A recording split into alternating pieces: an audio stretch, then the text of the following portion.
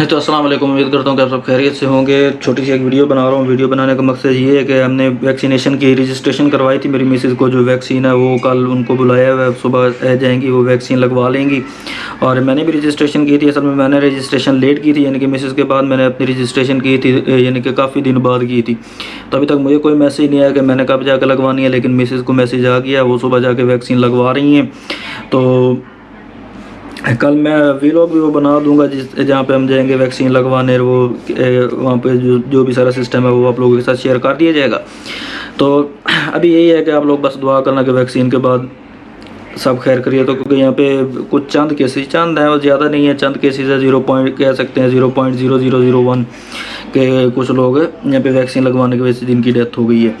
तो अल्लाह खैर करे, ऊपर वाला अपने हिफ्ज़ व ईमान में रखे। तो कल भी जा रहे हैं मिसेज़ की वैक्सीन लगवाने के लिए, और उसके बाद फिर मेरा जब नंबर आएगा मैं वैक्सीन लगवा लूँगा। उसके बाद जो दूसरी बात ये करनी है कि जुलाई तक उम्मीद है कि ये खोल देंगे पुकेट को। इनकी गवर्नमेंट ने पहले ऐलान किया था कि जुलाई तक ये खोल देंगे विजिटर्स के लिए पुकेट खाली। तो यहाँ पे विजिटर आ सकते हैं और यहाँ पर जो एंजॉय करना चाहें कर सकते हैं। लेकिन उसके लिए उन्होंने ये शर्त रखी थी कि जुलाई तक यहाँ पे जितने भी पुकेट में फॉरेनर्स हैं या थाई लोकल हैं, इनको वैक्सीन कंप्लीट कर दी जाए, ताकि अगर जो ऊपर से कोई अगर आता भी है, जिस तरह रश वगैरह होता तो यहाँ के लोग महफूज रह सके वैक्सीन की वजह से। तो दूसरा, वैसे भी जिसने यहाँ पे आना है वो वैक्सीन लगवा के आए तो बेहतर है, क्योंकि अगर वैक्सीन नहीं लगवाओगे तो 14 दिन का क्वारंटाइन है। अगर वैक्सीन लगवा लोगे तो फिर मेरे ख्याल में 7 दिन, या फिर आपको कोई यहाँ पे क्वारंटाइन होने का ज़रूरत नहीं है।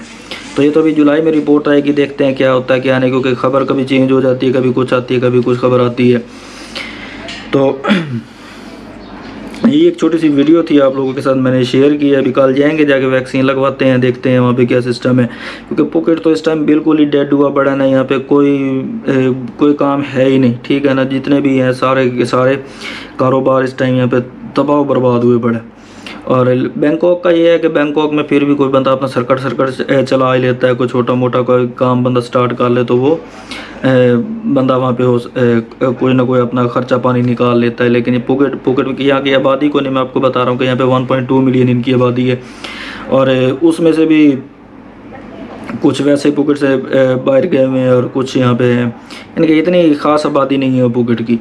और जो बैंकॉक है, बैंकॉक की आबादी बहुत ज़्यादा है, वहाँ पे फिर भी बंदा कोई ना कोई अपना सर्कट चला लेता है रोज़ी का।